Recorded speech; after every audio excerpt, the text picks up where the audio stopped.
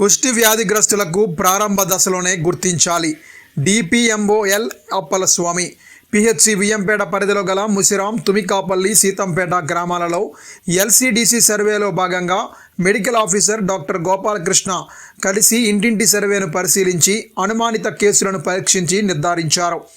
ఆశా కార్యకర్తలు, వాలంటీర్స్ ఇంటింటి సర్వే పక్కాగా నిర్వహించి సస్పెక్టెడ్ కేసులను ఐడెంటిఫై చేయాలని, కుష్టి వ్యాధి వ్యాప్తి, వ్యాధి లక్షణాలు, తీసుకోవలసిన జాగ్రత్తలు ప్రజలకు ఆడియో, వీడియో, కరపత్రాల ద్వారా ఐఈసీ ద్వారా అవగాహన కల్పించాలని తెలిపారు. సమాజంలో కుష్టి వ్యాధిపై ఉన్న వివక్ష, అపోహలను తొలగించాలని అన్నారు.